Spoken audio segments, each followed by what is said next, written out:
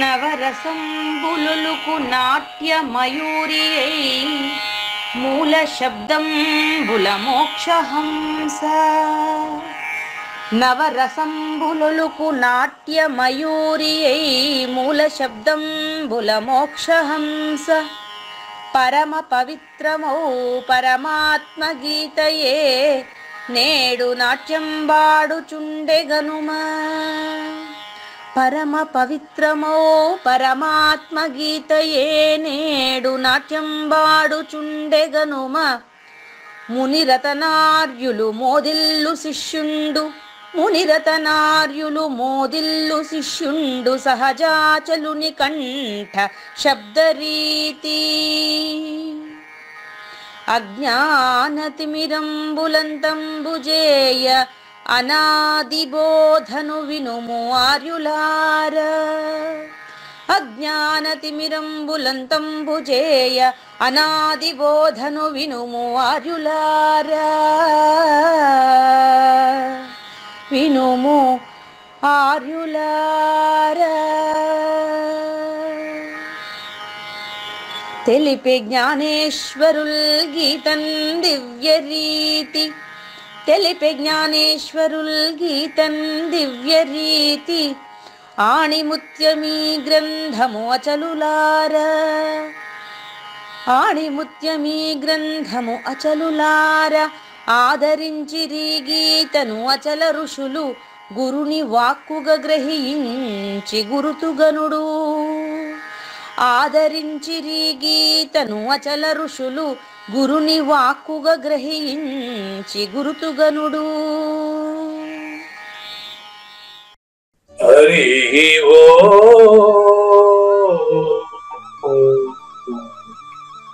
శ్రీ గురుభ్యో నమః. ఓం నమో భగవతే వాసుదేవాయ. ఓం నమో నారాయణాయ. ఓం నమః శివాయ.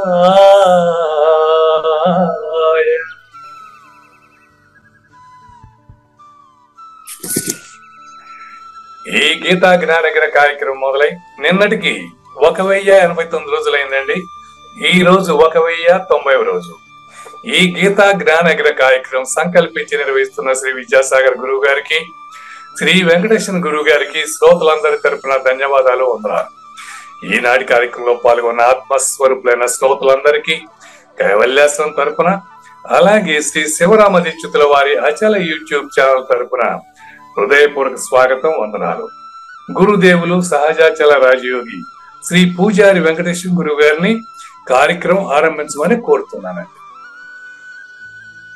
సర్వము గురువుమయము, సర్వము గురువుమయము. భవరోగ వైద్యుడతడని తెలియము, సకల విద్యల నిలయము. దక్షిణామూర్తి తడని తెలియము. మూగవాణి మాటను, ఈ మూగవాణి మాటను శ్రోతలు కోటలు దాటించును. గురుకృపా సిద్ధితోనే నేనెంత ఆనందముందినానో. నిజయోగి శ్రీకృష్ణుడు నిజ భక్తుడైనట్టి అర్జునుండు. వీరి సంవాదామృతం జనులార మన పాలిట అమృతం. వేదవ్యాసుడు దీనిని జనుల యద వికసించునట్లుగాను మహాభారతమందున వెలిగించే కోటి సూర్యుల వెలుగుతో. నిత్య సత్య శాశ్వతమైన పరిపూర్ణంలో లేఖనే జరుగుతున్నట్లుగా మనకు తెలియబడుతున్న పవిత్రమైన శ్రీమద్ భగవద్గీత జ్ఞానేశ్వరీయ జ్ఞాన యజ్ఞంలో ఈరోజు 1090వ రోజు. అంటే కలియుగం ప్రథమ పాదం జంబూద్వీపం, క్రీస్తు శకం 2024 ఫిబ్రవరి 28వ తేదీన మనకు గీతాసారం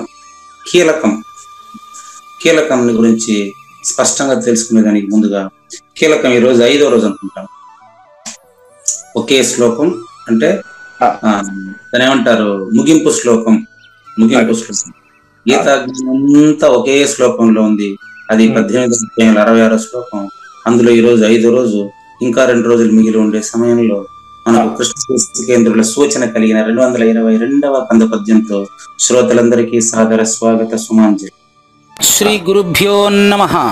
శ్రీమద్భాగవత కృష్ణదేశిక ప్రభులు రచించిన 292 కందార్థ దరువులు సంపూర్ణంగా జ్ఞానయజ్ఞంలో రోజుకొకటి చొప్పున వ్యాఖ్యానించబడిన విషయం శ్రోతలకు విదితమే.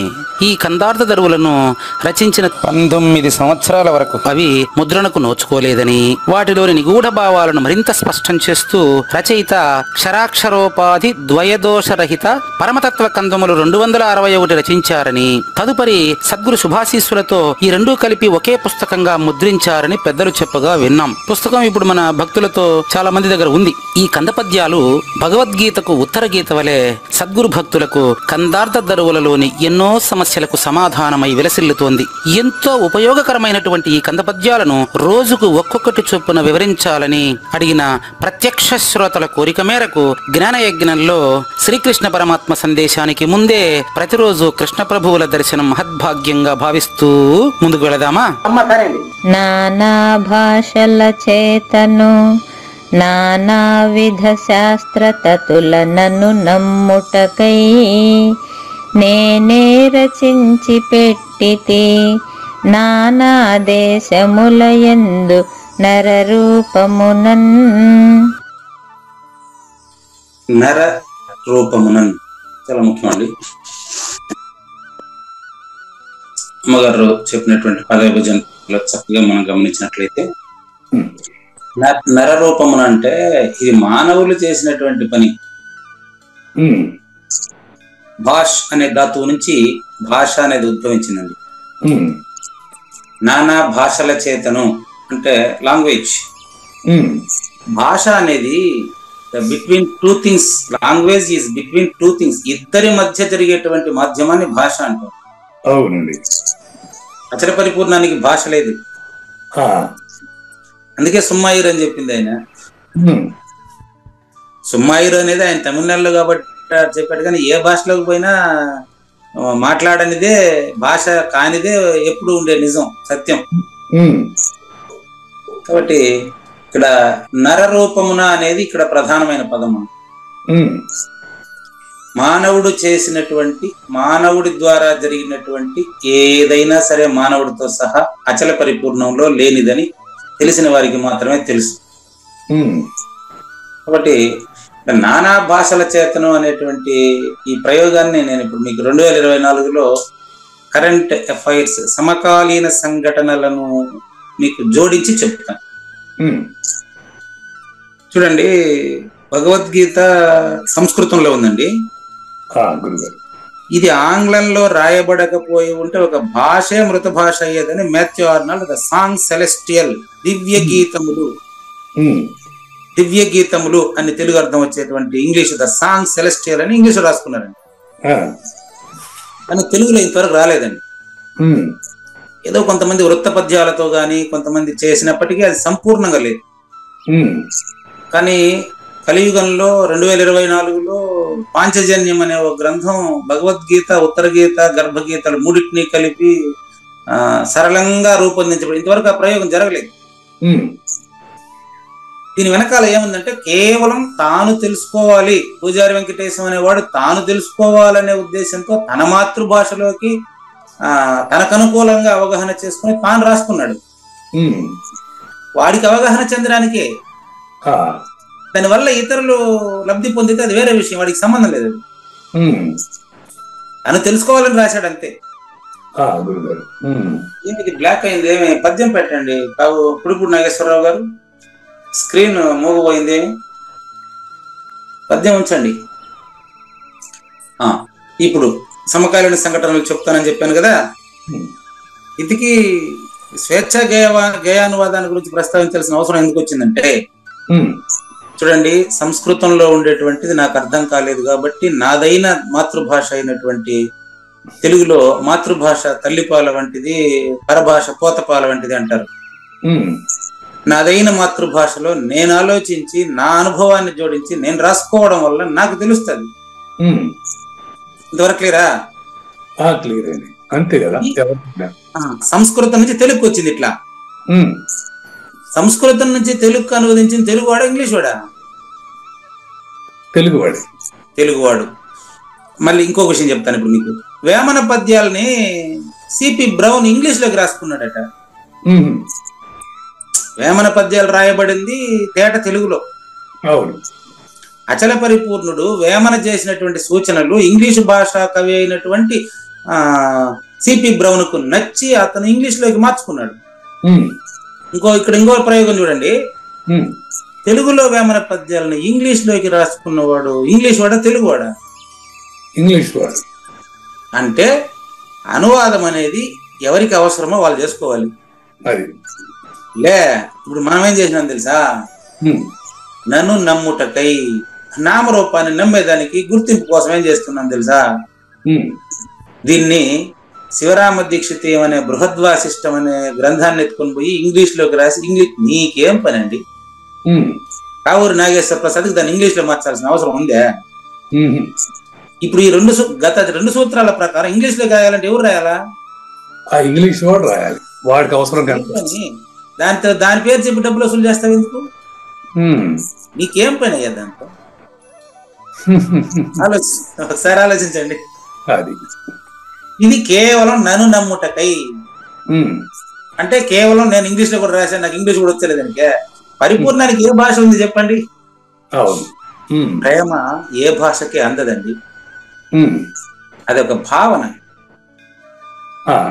పూర్ణ మూల్యమైనటువంటి ప్రేమ గురువు మీద భక్తితో, అనన్య భక్తితో అవగాహన చేసుకోవాలి అంటే పుస్తకాలు పెంచుకుంటావేందయ్యా నువ్వు అని కృష్ణ ప్రభు చెప్తున్నాడండి.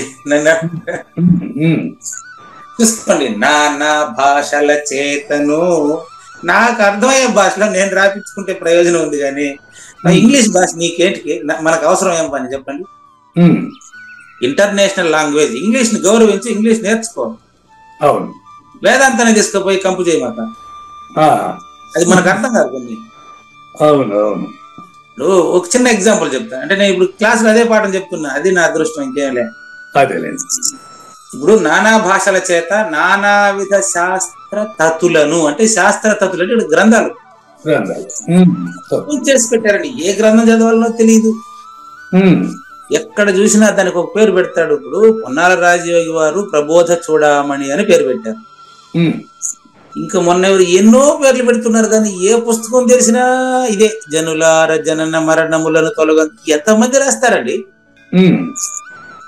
వారు అవధూత స్వామి శిష్యులు మందిపల హనుమంతరాజయోగి వారు, వారి శిష్యులు పొన్నాల రాజయోగి వారు. వారు ప్రబోధ చూడమని ఒక టైటిల్ పెట్టి వీటినన్నిటిని కూడా భాష్యం రాసే ప్రయత్నం చేశారు, రాశారు. చాలదా?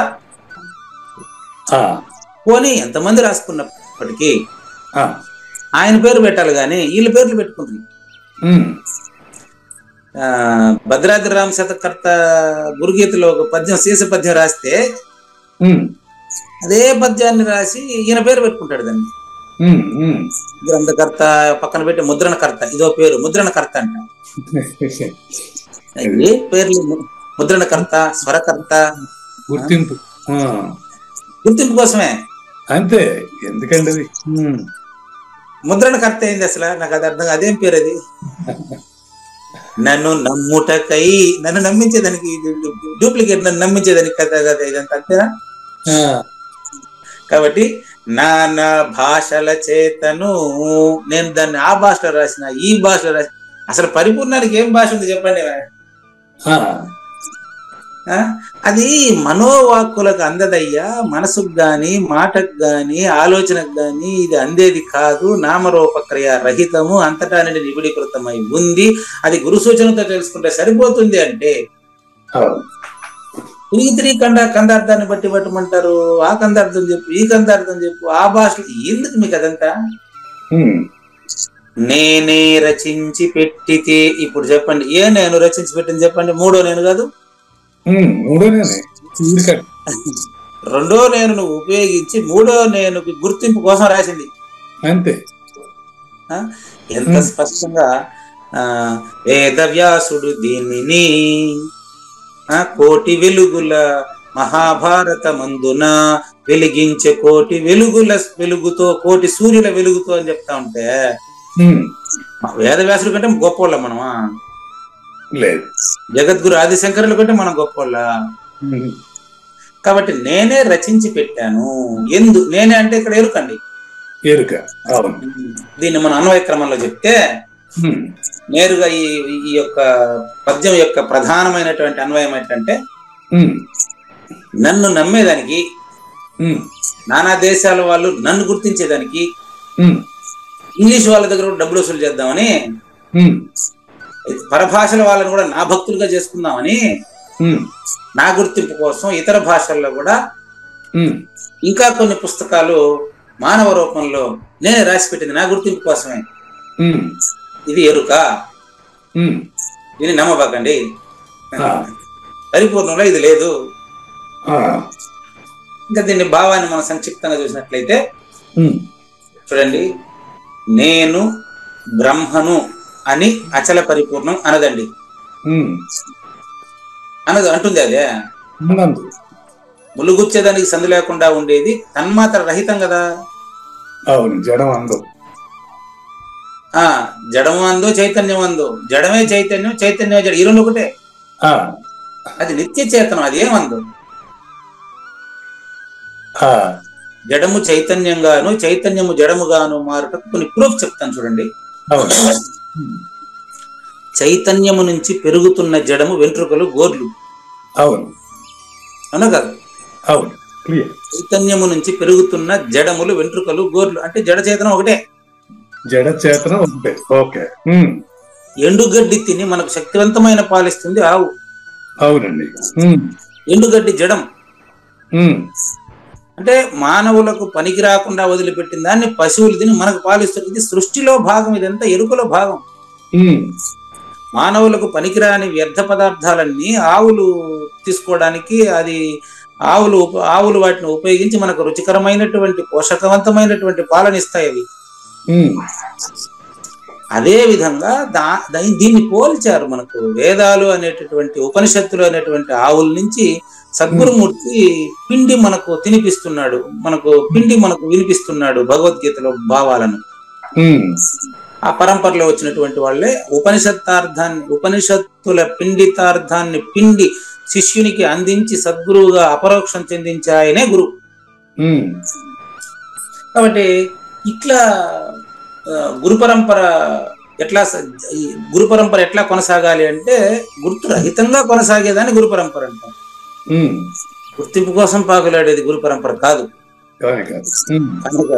కాబట్టి నేను బ్రహ్మమేనని నమ్ముట, ఆ పరిపూర్ణం నేనేనని నమ్మించేదాని కోసం ఆయా ప్రాంతాల వారీగా, దేశాల వారీగా అనేక శాస్త్రాలు, భాష్యాలు, గ్రంథాలు నరరూపమున ఎరుకే చేసి పెట్టింది. శాస్త్రాలు నిబద్ధి, అది దానికి బంధం కావద్దు అని దీక్షితులు వారు అంటారు బృహద్వాసిష్టంలో. ఈ శాస్త్రాలను ఎరుక చేసి పెట్టింది. జ్ఞానయజ్ఞం చేసింది ఎరుకే కాదు, ఎరుకే. ఆస్వాదించేవాళ్ళు కూడా ఎరుకలో వాళ్ళే. ఏమండి? అది ఆస్వాదించేవాళ్ళు కూడా ఎరుకలో వాళ్ళే కాదని ఎవరు? నిజమేనండి. అవును. అంటే ఎరుక చేతనే ఎరుకను గుర్తించుకున్నటకే సమస్త శాస్త్రాలు రచించబడినవి. అవును. మరి శాస్త్రం పనికిరాదా అట్టని చెప్పలేదు నేను. శాస్త్ర జ్ఞానం బహుక్లేశం, బుద్ధి చలనకారకం. బుద్ధి చలనకారకం. ఓకే. ఆయు బహు స్వల్పం. ఉత్తరగీత. శాస్త్ర జ్ఞానములో ఉంది. శాస్త్రం లోభి అండి. ఈరోజు చెప్తారు జ్ఞానేశ్వర విషయాన్ని మనకు. శాస్త్రంలో చాలా తేటైన సూచనలు ఉన్నాయి, కానీ అది గురువు మస్తకం నుంచి మనకు అందితే తప్ప అది వీడదండి. అవును. ఇది వివేక చూడమని రాసే ముందు శంకర్లు కూడా అదే అంటారు. 3 విషయాలు భలే దుర్లభమట. 84 లక్షల జీవరాశుల్లో మానవ జన్మ దొరికింది అంటే ఇది చాలా చాలా చాలా అదృష్టం. అందులో సద్గురుమూర్తిని కలవడం ఇంకా అదృష్టం. అవును. సద్గురుమూర్తిని చేరి కడతేరడమే అదృష్టం, కడతేరకపోతే వాడి కర్మ, మనం ఏం చేయలేము. ఇది శంకర్లు వివేక చూడమని ప్రారంభ శ్లోకం. దుర్లభం త్రైవే అంటాడు. ఈ 3 విషయాలు చాలా దుర్లభం, చాలా దుర్లభం అంటాడు. ఆయన భగవద్గీతలో ఎలా మనుష్యానం సహస్రేషు అనే దాంట్లో నుంచి తీసుకున్నాడు ఆ విషయాన్ని. కాబట్టి ప్రపంచంలో ఏ రచనకైనా భగవద్గీతే మూలం. ప్రపంచంలో ఏ భాషకు ఏ రచనకైనా భగవద్గీత మూలం.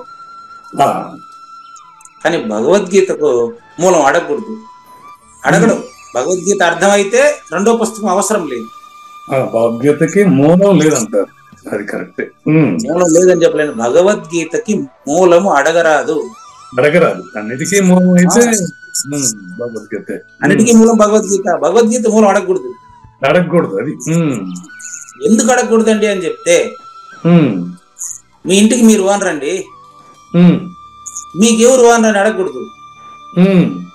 మీ ఇంటికి ఓనరే, మీరు మళ్ళీ మీకు ఓనర్ అని నుంచి వస్తాడా? అవును, అట్ట లెక్క అది. అదండి. నదులన్నిటికీ సముద్రం మూలం అని చెప్పాలి. సముద్రానికి ఏం మూలం అడగకూడదు మనం. అవునండి, అదంతే. ఇక్కడ సూచన అంతే అనమాట. అంతేనండి. అవును. అట్లా విత్తనానికి చెట్టు మూలం, చెట్టుకు విత్తనం మూలం అని చెప్పుకుంటా ఉంటే పోతే అది కాదు, అనవస్థ దోషం వస్తుంది అప్పుడు.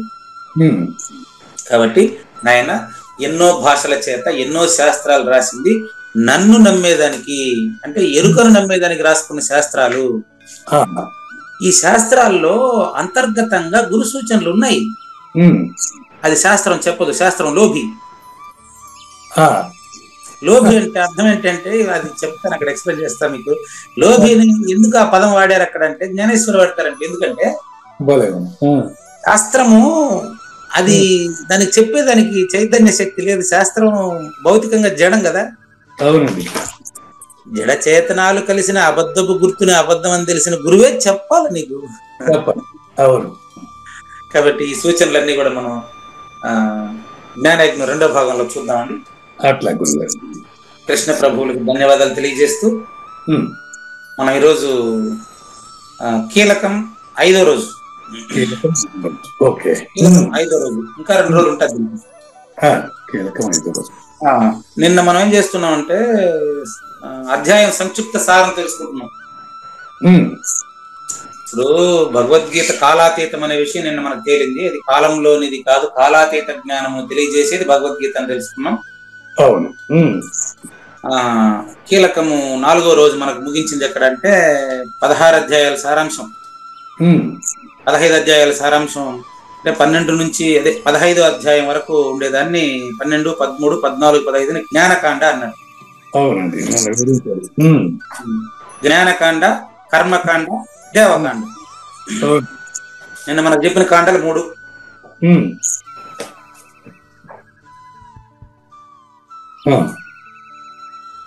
మొట్టమొదట కర్మకాండ అన్నారు, తర్వాత దేవకాండ అన్నారు. అవును. కర్మకాండ, దేవకాండ, జ్ఞానకాండ, ఈ 3 కాండల గురించి చెప్పారండి. అవునండి. మరి ఈ 3 కాండలు కూడా పూర్తయిన తర్వాత 16వ అధ్యాయం ఎందుకు ప్రారంభించినట్లు అనేది ఇప్పుడు సమస్య. 15వ అధ్యాయంలో ఇది గుహ్యతమం శాస్త్రం ముగించారు అక్కడ.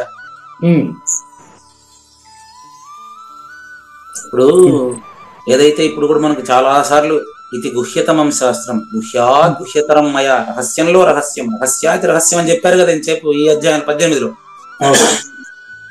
అదే విధంగా 15వ అధ్యాయంలో అదే మాట చెప్పారు. 15వ అధ్యాయం చివరి ఏం చెప్పారు?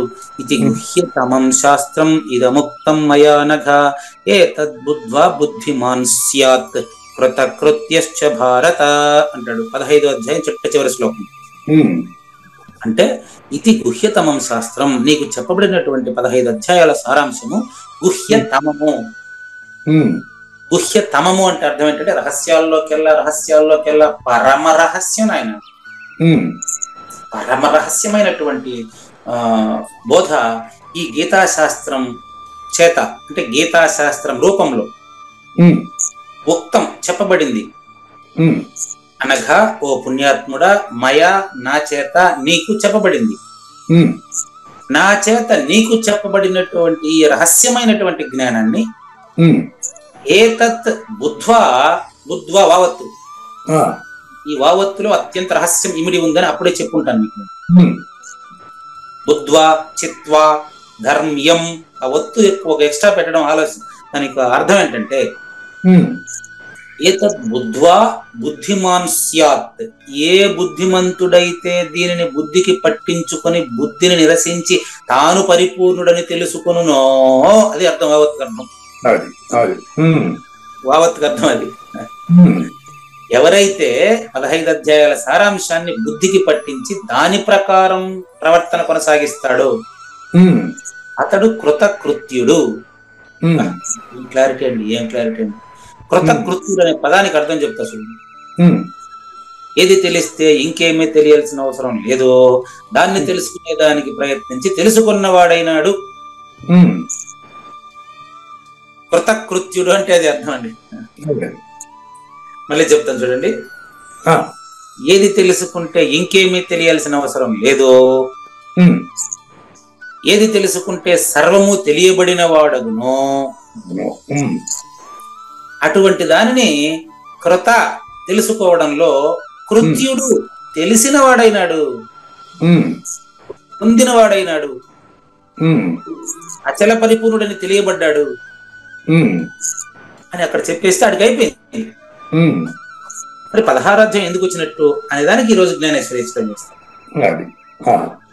90వ రోజు మరి జ్ఞానయజ్ఞం 2వ భాగం, కీలకం 5వ రోజు. ఈ కర్మకాండ కర్మకాండ దేవకాండ జ్ఞానకాండలతో పూర్తయినటువంటిది మరి ఈ దివ్య గీతములైనటువంటి సాక్షాత్తు బ్రహ్మజ్ఞానమైనటువంటి మరి రత్న ఖచ్చిత అలంకారమును ధరించి సుశోభితము మరి అలంకృతము అయినటువంటిది ఈ యొక్క శ్రీమద్ భగవద్గీత. అస్తు అంటాడు. ఇంకా పైకి తీయాలనుకుంటా, ఊర్ధ్వమూలం అదంతా అయింది, కొంచెం పైకి. అస్తు అంటే, అస్తు అనే పదానికి అర్థం చెప్తాను చూడండి. 3 లైన్లు అస్తు చూడండి. అస్తు అంటే అర్థం ఏంటంటే అలాగే అగుగాక. దీన్ని క్రైస్తవంలో ఆమెన్ అంటారండి. వాళ్ళు ప్రతిసారికి ఆమెన్ ఆమెన్ అంటూ ఉంటారు చూడండి చర్చిలో.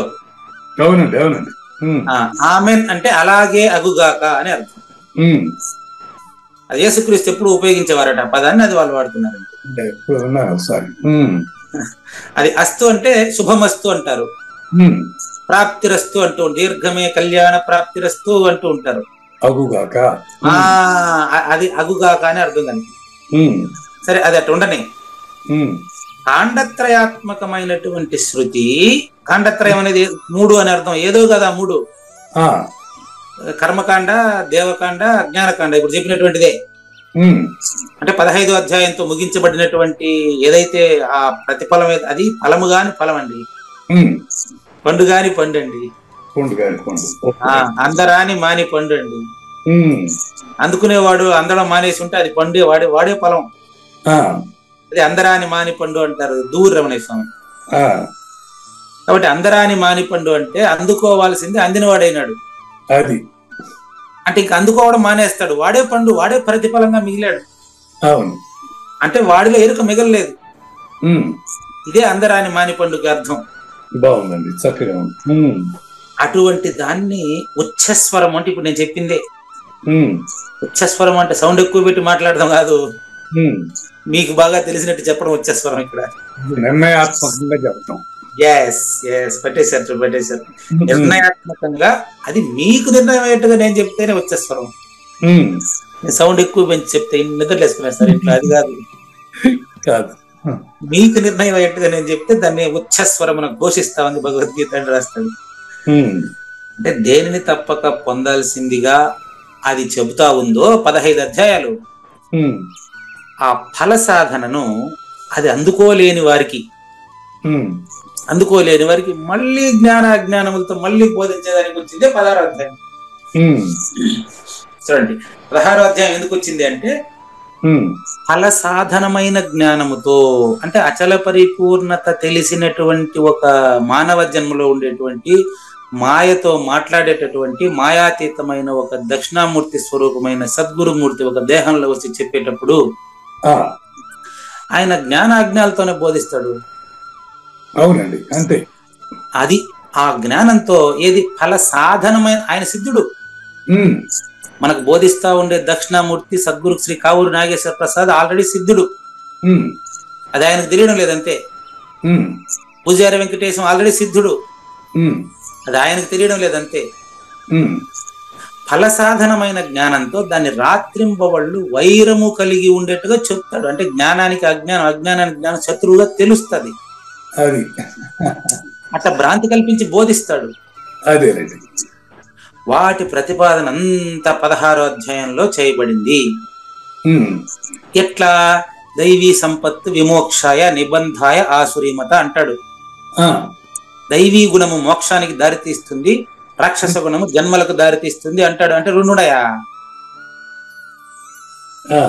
బంధము మోక్షాలని రెండు లేవండి, రెండుగా చెప్తారది. ఎందుకు చెప్తారని చెప్తాను మీకు. ఎందుకు చెప్తారంటే అట్లా రెండుగా విభజించి చెబితే ఈ రెంటికి అతీతమైన దాన్ని తెలుసుకునేదానికి మార్గం అది. అందులో మార్గం లేదు. మళ్ళీ అచల పరిపూర్ణత తెలిసి అది సిద్ధం, అది ఎప్పుడు ఉంది, అది దాన్ని కొత్తగా తెలుసుకునేది ఏం లేదు. ఇది లేదని తెలియాలంటే దీన్ని రెండుగా డివైడ్ చేసి చెప్పాలి. అందుకే 3వ నేను 2వ నేను డివైడ్ చేసుకునేది నేను. అంతేనండి. దీన్ని విభజించి చెప్పాలి. దేవాలయం ఒకటే, దేవాలయం అనే పదం ఒకటే. అది ఏమి ఆలయమో, ఫలానా స్థానం అని చెప్పేది ఆలయం పదం, అది దేనికి నిలయమో చెప్పేది దేవ పదం. దేవ ప్లస్ ఆలయము 2 పదాలుగా డివైడ్ చేసినాం. అవునండి. దానికి ఒక సంధి పెట్టాం. అవును, దేవుని యొక్క. అది తెలియడం కోసం సమాసానికి దేవుని యొక్క అని, సంధి అయితే దేవ ప్లస్ ఆలయం అని ఇట్లా చెప్పాం. దేవాలయము, విద్యాలయము, కరుణాలయము ఇవంతా ఎందుకు చెప్పామంటే అది దానికి నిలయం అని చెప్పడానికి 2గా డివైడ్ చేసి చెప్పాం అంతే. అది ఇది ఇట్లా గురోర్ముఖేన జ్ఞాతవి, గురువు ద్వారానే శాస్త్రం తెలియాలి, కానీ శాస్త్రం నేరుగా చెప్పదండి, చెప్పదు. శాస్త్రి దగ్గరికి పోవాలి. కాబట్టి ఈ అజ్ఞాన సముదాయాలు అంటే రాత్రింబవళ్ళు జ్ఞానము అజ్ఞానము రెండింటినీ కలిపి అజ్ఞానం కింద తోసేయండి. ఇది పాప అన్ని చెప్తాడు ఆయన, ఎందుకు అలా తయారైనాడు. మనీస్వామి నాకు ప్రారంభంలో ఇదే అడిగారండి. ఆయన ఏమండి ఇప్పుడు గురువుగారు, ఇప్పుడు మరి మీరు చెప్పేదాన్ని బట్టి చూస్తే అచలాన్ని మాత్రమే జ్ఞానం కింద పెట్టి ఈ మిగతా అన్నిటినీ జ్ఞాన అజ్ఞానములను తోసేసి దీని అజ్ఞానం కింద పెట్టుకుని దాని జ్ఞానం కింద పెట్టుకుని నాకు పాఠం చెప్పని అడుగుతాడు ఆయన. నేను భలే మేధావి కదా చూడండి. అంటే ఆయన అంతకుముందు అంత తీవ్రంగా పరిశోధించాడు శాస్త్రాన్ని. అదేనండి ఆయన చెప్పింది అంతా నాకు అది కరెక్టే కదా. కరెక్టే, అది కరెక్టే. తెలిసిన వాడు ఉండకూడదు. మళ్ళీ గురువు దగ్గరికి పోయిన తర్వాత తెలిసిన వాడు ఉండకూడదు. అన్ని చెప్పేస్తూ ఉంటారు. మరి అది కరెక్ట్ అని నేను కూడా ఒప్పుకుంటాను మీకు. కానీ పలానోడు అంటే నాకు కోపం వచ్చేసిందంటే మళ్ళీ ఇదే నుంచి వచ్చింది. ఆయన చెప్పింది కరెక్టేనండి. నాతో మాట్లాడేటువంటి ప్రతి ఒక్కరు కరెక్టే, అందరూ పరిపూర్ణులే, లేదని చెప్పలే. కానీ మరి ఇప్పుడు లోకేష్ తో కొట్లాడిదే అదేంది, అది చెప్ప. వినేసి ఆయన ఫోన్ చేస్తాడు లోకేష్ గారికి. అజ్ఞానంతో జ్ఞానం ఫైట్ చేసింది అంటామా మనం? అది నేనట్టు అంటానా, లేదా అజ్ఞానం జ్ఞానంతో ఫైట్ చేసిందా? అదంతా నాకంతంతా తెలీదు. మీకు అడుగుతున్నా నేను. చూడండి, లోకేష్ గారు కృష్ణాపురంలో 4 రోజులు పూర్తిగా విని 4వ రోజు వచ్చి ఇబ్బంది పెట్టారండి. అది పూజారి వెంకటేశాన్ని ఇబ్బంది పెట్టగలడేమో కానీ పరిపూర్ణాన్ని ఇబ్బంది పెట్టలేడు కదా. అంతేనా?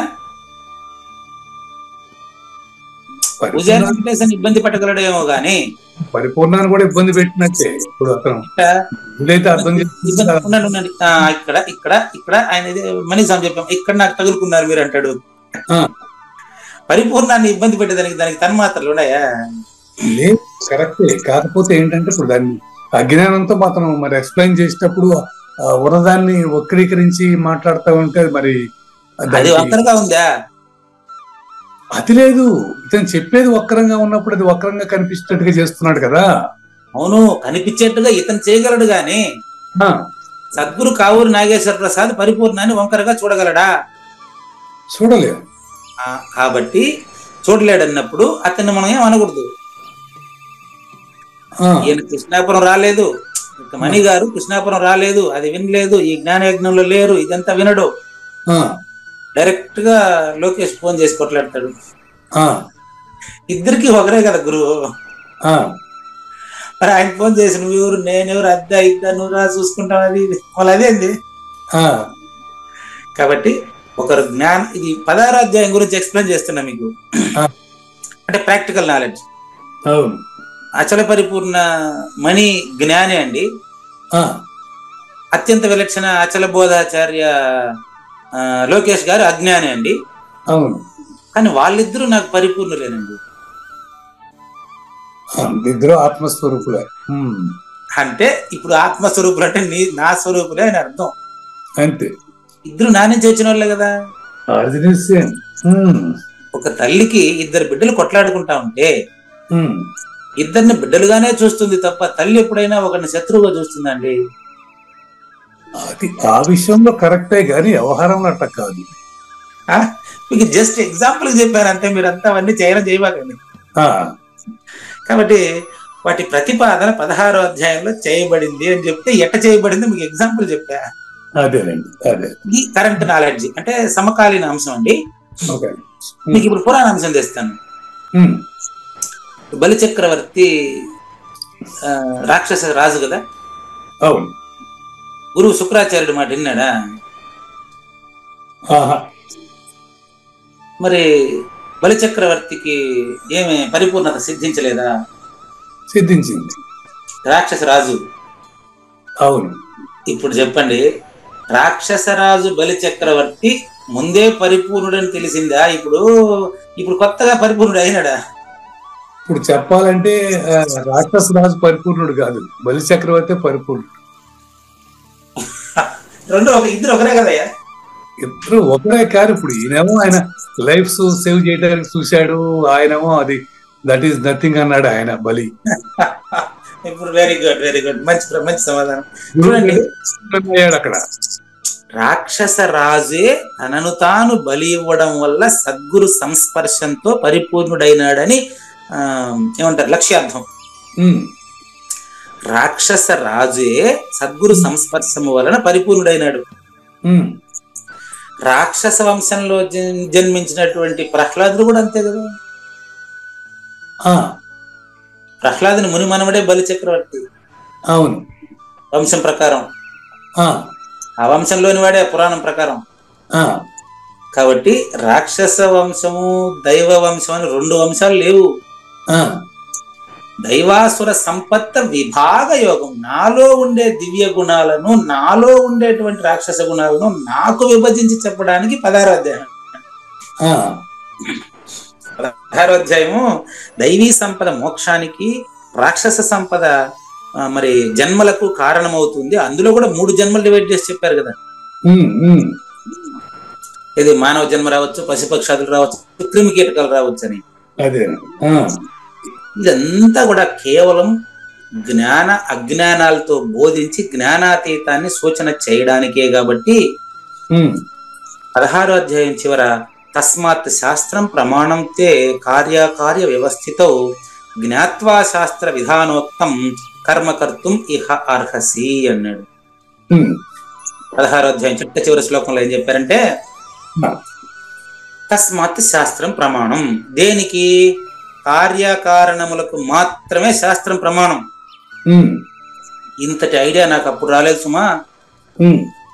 ఆ రోజు మీకు ఈ శ్లోకం చెప్పినప్పుడు నాకు ఇంతటి పరిజ్ఞానం లేదు. తస్మాత్ ఈ కారణం చేత, ఏ కారణం చేత?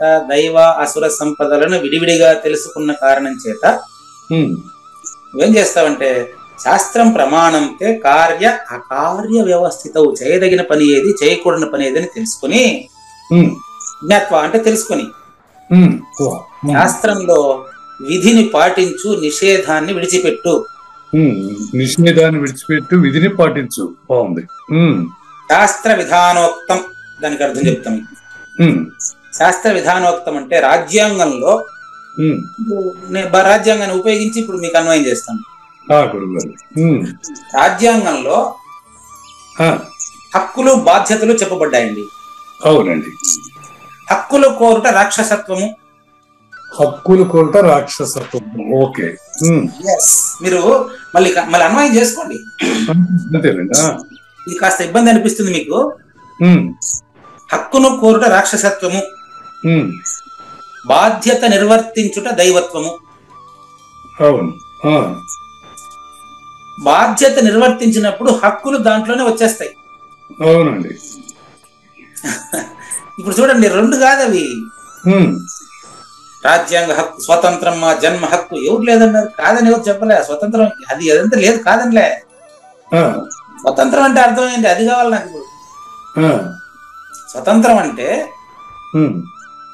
సహజ స్వీకృతి ప్రకారం జీవించుటే నిజమైన స్వాతంత్ర్యము. అంటే ధర్మంగా జీవించడమే, స్వధర్మంగా జీవించడమే, స్వధర్మాన్ని పాటించడమే నిజమైన స్వాతంత్ర్యము. స్వధర్మాన్ని పాటించడం అనేది ఏమండి బాధ్యత. అంటే విధులు, ప్రాథమిక విధులు, ప్రాథమిక హక్కులు అంటారు. రాజ్యాంగాలు ఉన్నాయి కదా. అవును. ఇప్పుడు బాధ్యత పాటించడం కూడా ఒక రకంగా హక్కే కదా గురుగారు. అదే కదా నేను చెప్పేది. వెరీ గుడ్, బాగుంది. బాధ్యత పాటించుట హక్కు ఓకే. బాధ్యత గాలి కొద్దిలేసి హక్కును మాత్రమే కోరుట రాక్షసత్వం కాదు. అది బ్యాడ్. ఉద్యోగంలో చేరినప్పటి నుంచి ఇదే కదా నేను ప్రక్షాళన అడుగుతా ఉండేది. వీడు పని చేయడు, ప్రమోషన్ కావాలంటాడు. అదే కదా నేను చెప్తా ఉండేది. బాగుంది. పోలీస్ డిపార్ట్మెంట్ లో ఏమో స్ట్రైకే చేయకూడదు, ఎందుకంటే అది డిసిప్లిన్ ఫోర్స్ కాబట్టి. అది అంటే పోలీస్ డిపార్ట్మెంట్ లో అసలు స్ట్రైక్ చేయకూడదు, యూనియన్ పెట్టకూడదు, ఇట్లాంటిది ఉంది. అది బానిస బతుకుగా తెలుస్తా ఉంది. అరే వద్దురా, నాకు ఇది రాజు బతుకు, ఇది టీచర్, దీనికి వద్దామని చూసి ఏడా యూనియన్లు సంఘాలు బోల్డ్ ఉన్నాయి. సరే ఇదేమన్నా పనికొస్తుందా అని చూస్తే ఒక్క యూనియన్ అన్నా, దండిగా పేర్లు వద్దు మనకి ఇప్పుడు, ఒక్క యూనియన్ అన్నా అమ్మా నీ బిడ్డ భవిష్యత్తు నాది, నీ బిడ్డను మంచి మనిషిగా తయారు చేసే బాధ్యత నాది ఒక్క యూనియన్ చెప్తా ఉందా? మాకు జీతాలు పెరగలేదు, మాకు లీవులు తక్కువగా ఉన్నాయి, మాకు మెడికల్ లీవ్ లేదు, మాకు ఇంక్రిమెంట్ లేదు, మాకు పిఆర్సీ లేదు, మాకు డిఏలు పెరగలేదు, ఇదే చెప్తున్నారు తప్ప. నేను ఉద్యోగంలో చేరినప్పటి నుంచి ఒక నెల ఇంచుమించు జీతం ఏం తగ్గలే, జీతం ఏం ఆగలే. కానీ ఎంతమంది సమాజం అభివృద్ధి చెందిందా? పాతాళానికి పోయిందా? మరి ప్రయోజనం ఏది? రాను రాను సమాజం విలువలు దిగజారుతున్నాయా, పెరుగుతున్నాయా? విలువలు దిగజారుతూ ఉన్నాయి. మరి దిగజారుతూ ఉంటే రిజల్ట్ ఎక్కడ? మరి మీరు అది కూడా ఉండాలా వద్దా? ఏది ఉండాలంటారు? బాధ్యత కూడా ఉండాలన్నా, హక్కులు మాత్రం అడుగుతూ ఉండాలి? హక్కులు మాత్రమే అడుగుతూ బాధ్యతలను విస్మరించడం వల్ల సమాజం విలువలు దిగజారాయా? విధిని చక్కగా నిర్వర్తించి ఉంటే హక్కులు ఉంటాయి, సమాజం అభివృద్ధి చెందుతుంది. ఏమంటారు? బాధ్యత నిర్వహించకుండా హక్కులు మాత్రమే కోరితే అది మాత్రం అధపాతాళానికి తీసుకెళ్తుంది. అందుకే కదా ఇప్పుడు సమాజం ఎట్టుండేది. అవును. అందుకని ప్రతి బిడ్డ, తల్లి, తండ్రి, గురువు నలుగురికి చెప్తున్నా నేను. ముగ్గురు కాదు, ఈరోజు దైవాసుర సంపత్తి విభాగ యోగం వల్ల 4వ వాడు వచ్చినాడు ఇప్పుడు. ఎందుకంటే సార్ ప్రతిరోజు తల్లి, తండ్రి, గురువు బాధ్యత మంది కాదులే అనుకుంటాడు వీడు. అసలు కేంద్రమే వీడే, పిల్లోడే, నేనే. కాబట్టి ఈ ఇన్కంబెంట్ సాధకుడు, తల్లి, తండ్రి, గురువు, ఈ నలుగురు కూడా వాళ్ళ వాళ్ళ బాధ్యతను వాళ్ళు చక్కగా నిర్వర్తిస్తే, అంటే విధిని పాటిస్తే, నిషేధం ఎవరు నిషేధించరు నన్ను. అంతేనా కాదు? అంతేనండి. కాబట్టి రాత్రింబవళ్ళు వైరము అనే దానికి ఇప్పుడు నేను హక్కులు బాధ్యతలు తెచ్చా మీ దగ్గరికి. రాత్రింబవళ్ళు వైరము కలిగి ఉండు ఏ అజ్ఞాన సముదాయములు గలవో. నన్ను పిలవరు యూనియన్లలో, దేనికి కూడా మీటింగ్లకి నన్ను పిలవకపోతే. పిలిస్తే నేను 2 ఒకేసారి ప్రస్తావించేస్తాను. వాళ్ళు ఏం చేస్తారు? అజెండా రాసి పెట్టుకుంటారు ముందే. ఇట్లే పెట్టండి, ముందు అజెండా రాసి పెడతారండి. ఏం రాసి పెడతారంటే, ఇప్పుడు కాలేజీలో మనం సాయంత్రం 4 గంటలకి అందరూ వెళ్ళిపోయేట్టుగా మనం అడుగుదాము, ప్రిన్సిపాల్ని అడుగుదాం. ఇది అజెండా, మొదటి అజెండా ఇది. నా కాలేజీలో మరి నేను అడగలేను. ఇంకా ఎందుకు అడగలేనంటే అందరికి వ్యతిరేకమైతే కాబట్టి అడుగుతా. అందులో నేను కూడా ఒకడండి. 4 గంటలకే వెళ్ళిపోవాలి అనే దాంట్లో పూజారి వెంకటేశ్వర కూడా ఉన్నాడండి. ఈడేం తక్కువేం కాదండి, బాగా గుర్తుపెట్టుకోండి. మనం ఎందుకంటే నేను అక్కడ మాట్లాడలేని మాట్లాడేస్తాను. అక్కడ నేను మాట్లాడగలిగింది ఏంటంటే, రోజు 4 గంటలకు వెళ్ళిపోతే నెల జీతంలో 10% కట్ చేసి ఇస్తాం, ఓకేనా? ఈ మాట అడగొచ్చా అండి? అది అడిగితే బాగుంటదే? బాగుంటది, మీరే చెప్పండి. రోజు 4 గంటలకు వెళ్ళండి, సాయంత్రం జీతంలో 10% తగ్గించిస్తాం. ఇది ఎవరైనా ఏడైనా ఉంది ఒప్పుకుంటాడు? ఎవరైనా? ఎవరు? నేను ఉద్యోగంలో చేరినప్పటి నుంచి ఇదే నా పరిస్థితి. కాబట్టి ఎప్పుడు కూడా చూడండి, అప్పుడు నేను అక్కడ కొత్త రాక్షసుడు పుడతాను నేను, అవునా కాదు? అవును. వాళ్ళందరి మధ్యలో నేనే పెద్ద రాక్షసుడు కనిపిస్తాను అందరికి. అందుకని నేను అంటున్నాను, రాత్రింపగళ్ళు వైరము కలిగినట్లు మనకు కనిపిస్తుందండి. రాత్రింపగళ్ళు రెండు లేనివని తెలిస్తే, ఈ రెండుకి అతీతమైంది తెలిస్తే తప్ప వాడు ధర్మీయము తెలిస్తే ధర్మాన్ని పాటిస్తాడండి. అవునండి. ధర్మీయము తెలియకుండా ధర్మం పాటించడండి. బుద్ధ్వా అంటే బుద్ధిలో అచల పరిపూర్ణత జీర్ణం కాకుండా, బుద్ధిలో అచల పరిపూర్ణత అలవడకుండా వాడికి సరైన ప్రవర్తన రాదండి, కర్తృత్వరహిత కర్మాచరణ రాదండి. ఇది జ్ఞాత్వా శాస్త్ర విధానోక్తం అంటే శాస్త్ర విధానం తెలిసి పాటించడం మొదలు పెడితే అస్పర్శ యోగం అలవాటు అవుతుంది. అందుకని తర్వాత 17వ అధ్యాయంలో మళ్ళీ పరిపూర్ణ బోధని మరో కొత్త కోణంలో చెప్పారు. ఇప్పుడు కొనసాగిస్తున్నాను, జ్ఞానేశ్వరి ఇది కొనసాగిస్తున్నానండి. ఇంకా మనకు 15 నిమిషాలు ఉంది. ఇది కీలకం, 5వ రోజు పూర్తి కావడానికి. ఈ 17వ అధ్యాయంలో శాస్త్ర సహాయము చేత ఈ శత్రువులపై విజయమును సంపాదించాలనే సందేశం ఉంది. బాగా గమనించండి. 17వ అధ్యాయంలో ఏం చేయాలా? శాస్త్ర సహాయం చేత ఈ శత్రువుల పైన. ఇప్పుడు చెప్పండి, ఇక్కడ ఈ శత్రువులు అంటే ఎవరు? మళ్ళీ చదవమంటారు పైన నుంచే. శత్రువులు అంటే అదేనండి. చెప్పండి, ఈ శత్రువులు ఎవరు చెప్పండి? ఈ శత్రువులు అంటే ఇప్పుడు అరిషడ్ వర్గాలే. ఆగండి పుడుపు నాగేశ్వరరావు, మీరు ఆగండి చెప్పండి. అదే చెప్పేది నేను. అరిషడ్ వర్గాల శత్రువులు అనేది మనం చాలా సార్లు ప్రస్తావించాం. అవును. ఇక్కడ చూడండి, ఫల సాధకమగు జ్ఞానంతో రాత్రింబవళ్ళు వైరము కలిగి ఉండు ఏ అజ్ఞాన సముదాయము గలవో. నాకు ఫస్ట్ మొదట ఆయన మణిస్వామి చెప్పించినటువంటి మాట ఇక్కడ ప్రతిపాదన చేయాలి. జ్ఞాన అజ్ఞానములు రెండు నాకు శత్రువులే. ఇది విషయం. అరిషడ్ వర్గాల శత్రువులు కాదు, అరిషడ్ వర్గాలని భావిస్తున్న వాడు కూడా శత్రువే. అప్పుడే కదా నువ్వు పరిపూర్ణుడు అవుతావా? అంతేనండి, నేనులోంచి అరిషడ్ వర్గాలు. అది కథ. కాబట్టి ఈ 17వ అధ్యాయం ఏం చెప్తుందంటే, శాస్త్ర సహాయం చేత. లాస్ట్ శ్లోకంలో హెచ్చరిక చేసేసారు అట్నే. అసదిత్యుచ్యతే పర్ధ నచతత్ ప్రత్యనో ఇహ అంటాడు. 17వ అధ్యాయం చివరి శ్లోకం చూసుకోండి. 17వ అధ్యాయం చివరి శ్లోకంలో ఏమంటాడంటే, అసదిత్యుచ్యతే పర్ధ నచతత్ ప్రత్యనో ఇహ. ఇది బతికుండేటప్పుడు గాని సచ్చిన తర్వాత గాని నీకు ఉపయోగపడదు నాయన. అశ్రద్ధయా హృతం దత్తం. నేను చెప్పేటువంటి వాక్యాలు పెడచెవిన పెట్టావనుకో,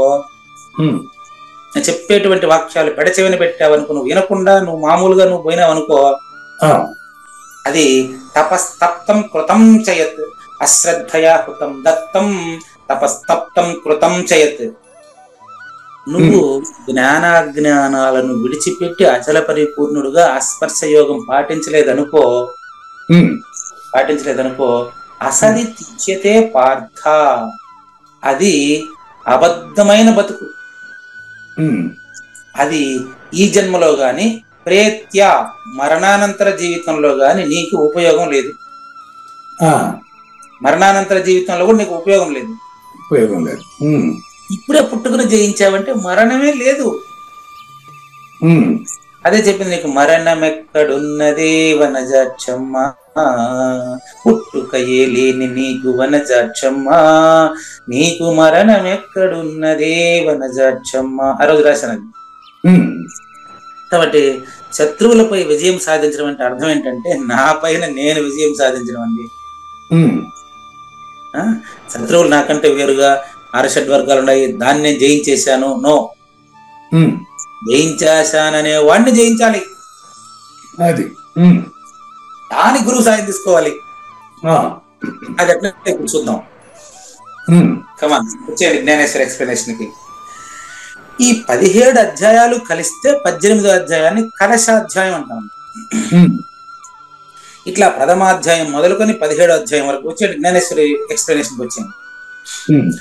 17వ అధ్యాయం ముగింపు వరకు భగవానుడు వేద రహస్యాన్ని క్లారిటీగా ఇచ్చారండి.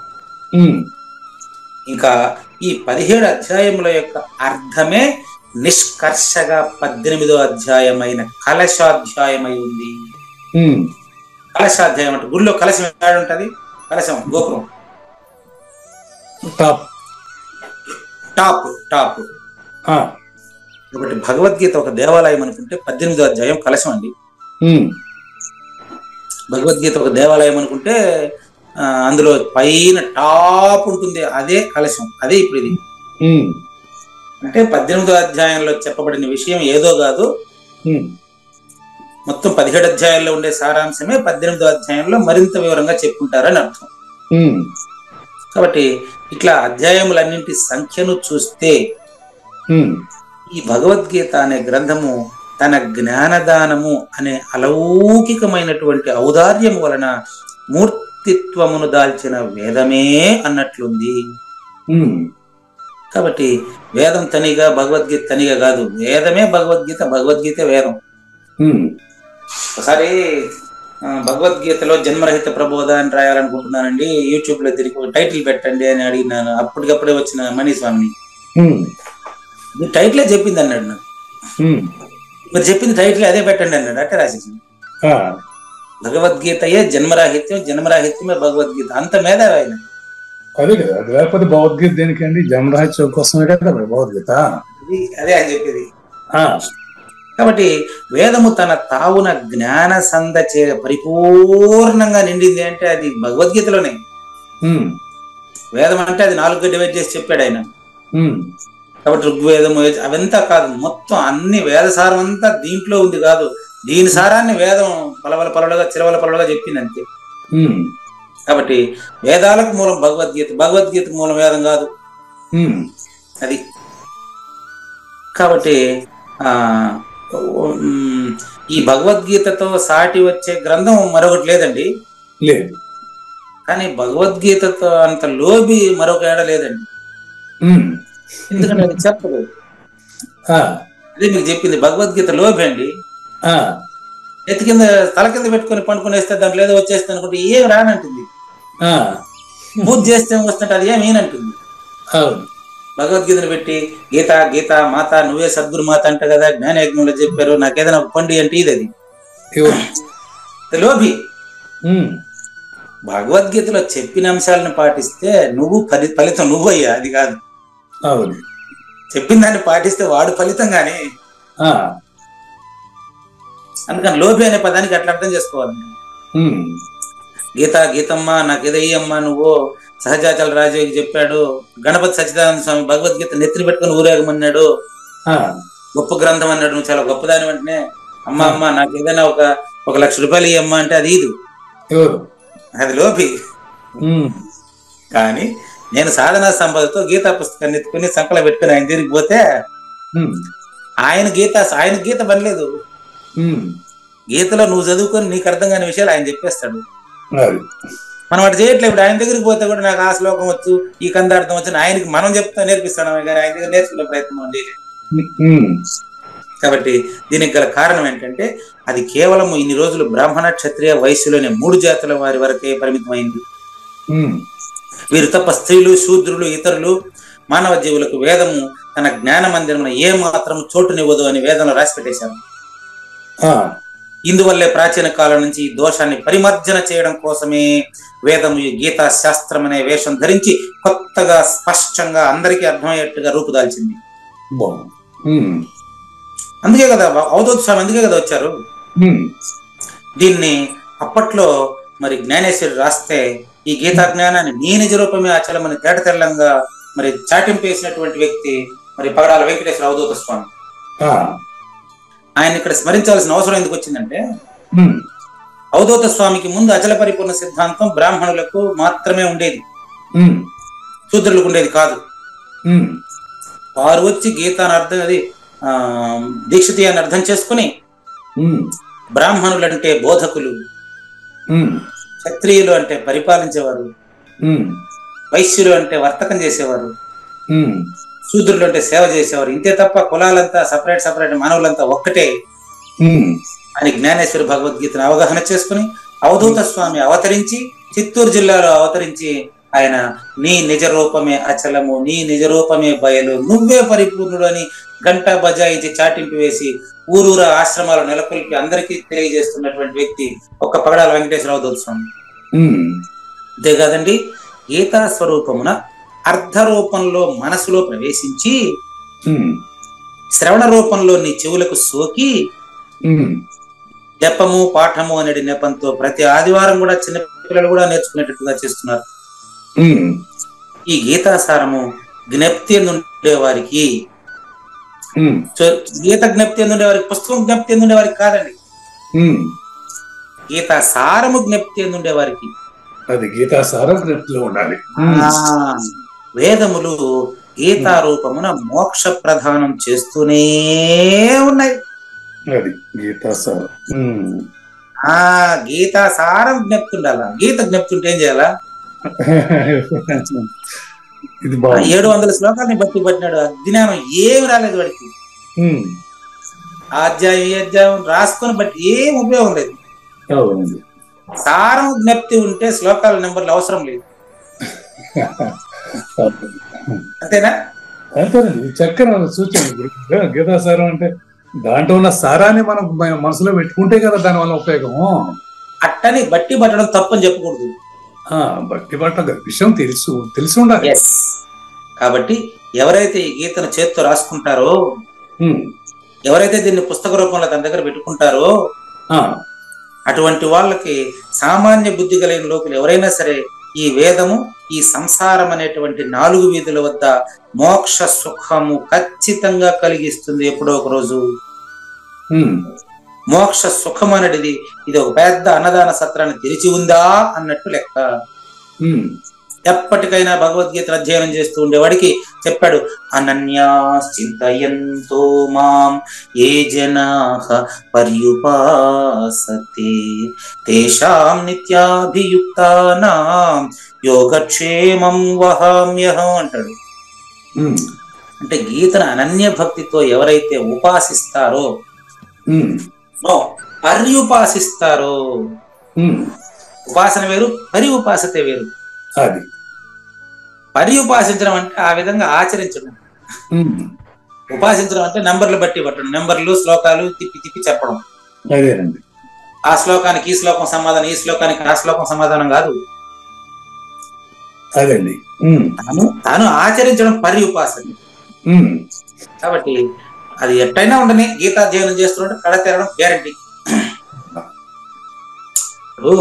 ఆకాశంలో ఉన్న, భూమి మీద కూర్చున్నా, సూర్యుని చుట్టూ తిరిగినా, సూర్యుడి కాడికి పోయి వచ్చినా, ఎక్కడికి ఉన్నా వాడు ఉండేది ఆకాశంలోనే. కాబట్టి ఆకాశం ఒకటి అందరికీ స్థానం. అట్లా గీత ఒక్కటే అన్ని విలువలకి స్థానం. ఎవరికి ఏ ప్రతిబంధకమును లేనట్టి స్థానమైంది భగవద్గీతలో జ్ఞానమే. ఈ గీత కూడా ఎలాంటి బంధము లేని అందరి దీన్ని అయి ఉంది. కాబట్టి ఈ రోజు టైటిల్ ఏంటంటే, ఈ రోజు టైటిల్ పెట్టుకుంటే గీత అందరిదా కొందరిదా? గీత అందరిది. అది కాబట్టి ప్రతి వారిని ఉత్తముడుగా, మధ్యముడుగా అనేటువంటి తేడా లేకుండా అందరినీ గీత హక్కున చేర్చుకుంటుందండి.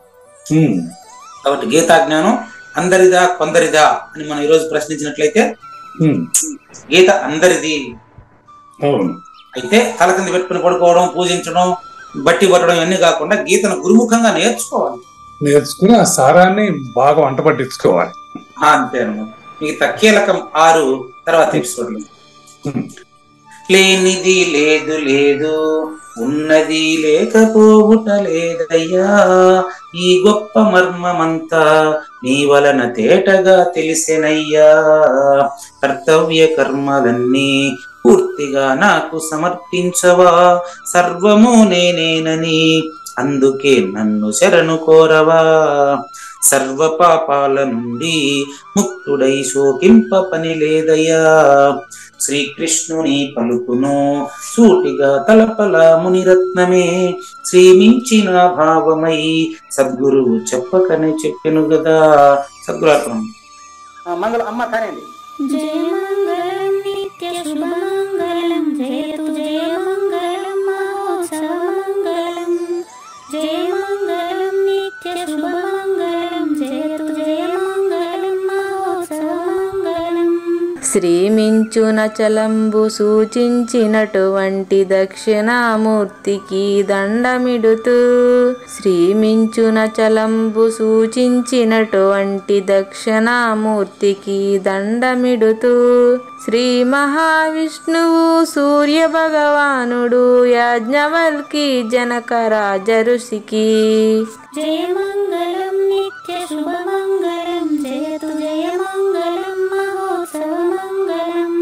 అయం వ్యర్థ బాహ్య కోపి నభవతి అనే సుఖయోగి సాంది పరుసుల వరుస. అయం వ్యర్థ బాహ్య కోపి నభవతి అనే సుఖయోగి సాంది పరుసుల వరుస. దీనినే శ్రీకృష్ణ పరమాత్మ వద్దనే ఎరిగరిగిన ఉద్ధవార్జునులకు.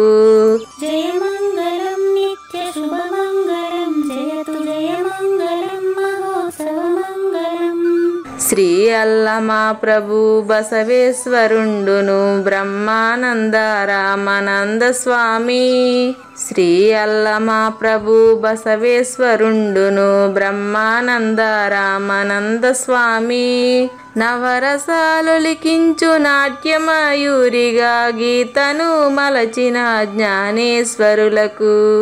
జయ మంగళం నిత్య శుభమంగళం, జయతు జయ మంగళం మహోత్సవ మంగళం. కబీరు దాసుడు సహజానంద గురుడు రామావధూతయు రాజితముగా. కబీరు దాసుడు సహజానంద గురుడు రామావధూతయు రాజితముగా. అంబికా శివయోగి శ్రీవేమన నిరంజన వెంకయ్య తిరువెంగళార్యులకును. జయ మంగళం నిత్య శుభమంగళం, జయతు జయ మంగళం మహోత్సవ మంగళం. శ్రీ బృహద్వాశిష్ట సిద్ధాంతమును చేసి జనన మరణ భ్రాంతి జడుపు బాపి. శ్రీ బృహద్వాశిష్ట సిద్ధాంతమును చేసి జనన మరణ భ్రాంతి జడుపు బాపి. అచల సాంప్రదాయమవనిలో నెలకొలిపి అందించినట్టి శివరాములకును. జయ మంగళం నిత్య శుభమంగళం, జయతు జయ మంగళం మహోత్సవ మంగళం. మెప్పైన బోధల తిప్పలు బాపిన అప్పయ్య మంత్రియు అచల గురులు. మెప్పైన బోధల తిప్పలు బాపిన అప్పయ్య మంత్రియు అచల గురులు. పరశురామ సీతారామ స్వామి ప్రభులు నరసింహయోగి గురువర్యులకును. జయ మంగళం నిత్య శుభమంగళం, జయతు జయ మంగళం మహోత్సవ మంగళం. కంద కందార్థముల నందించి బృందముకు రంది బాపిన కృష్ణ ప్రభువునకును. కంద కందార్థముల నందించి బృందముకు రంది బాపిన కృష్ణ ప్రభువునకును. పలుకులా కందనిది పరబయలు ఇది అని పలికిన ఫీల్కాన లక్ష్మణునకు. జయ మంగళం నిత్య శుభమంగళం, జయతు జయ మంగళం మహోత్సవ మంగళం. ఫీల్కాన లక్ష్మణుల ప్రియ శిష్యవర్యుండు అవధూతయని పేరావనియందు. ఫీల్కాన లక్ష్మణుల ప్రియ శిష్యవర్యుండు అవధూతయని పేరావనియందు. పాఠాలు నేర్పించి పీఠాలు ఏర్పరచి శంఖబాపిన వెంకటేశ్వర వధూతకు. జయ మంగళం నిత్య శుభమంగళం, జయతు జయ మంగళం మహోత్సవ మంగళం. బట్ట బయలున ఎరుక పుట్టనే లేదని బాలాజీ సింగు ఈ కీలు తెలిపే.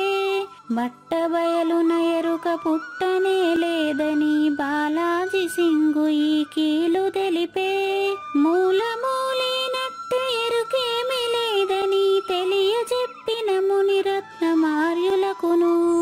జయమంగళం నిత్య శుభమంగళం జయతు జయమంగళం మహోత్సవమంగళం. నరస్వప్నము వంటి సురస్వప్నమిది అని పరిపూర్ణ దర్శినిని ప్రకటపరచి, నరస్వప్నము వంటి సురస్వప్నమిది అని పరిపూర్ణ దర్శినిని ప్రకటపరచి, సహజాచల రాజయోగి సద్గురు కృపచ సాంప్రదాయక గురుల సరసన జేరే. జయమంగళం నిత్య శుభమంగళం జయతు జయమంగళం మహోత్సవమంగళం. నిష్కల్మషానంద నిజ గురుని శిష్యుండు లింగమూర్తి లిపిని పొందుపరచి, నిష్కల్మషానంద నిజ గురుని శిష్యుండు లింగమూర్తి లిపిని పొందుపరచి, కార్వేటి నగరము పురవాసుడైనట్టి పూజారి వెంకటేశునకంకితం విధి. జయమంగళం నిత్య శుభమంగళం జయతు జయమంగళం మహోత్సవమంగళం. జయమంగళం నిత్య శుభమంగళం జయతు జయమంగళం మహోత్సవమంగళం. జై సద్గురు ప్రభు మహారాజ్ కి జై. జై గురుదేవ్ అండి. శ్రోతలందరి తరపున వెంకటేశ్వర గురు గారు ధన్యవాదాలు చెప్తూ శాంతి మంత్రం. పూర్ణమదః పూర్ణమిదం పూర్ణాత్ పూర్ణముదచ్యతే పూర్ణస్య పూర్ణమాదాయ పూర్ణమేవా అవశిష్యతే. ఓం తత్సత్. ఓం శాంతి శాంతి శాంతి. హరి ఓం. న తద్భాసయతే సూర్యో న శశాంకో న పావకః యద్గత్వా న నివర్తంతే తద్ధామ పరమం మమ.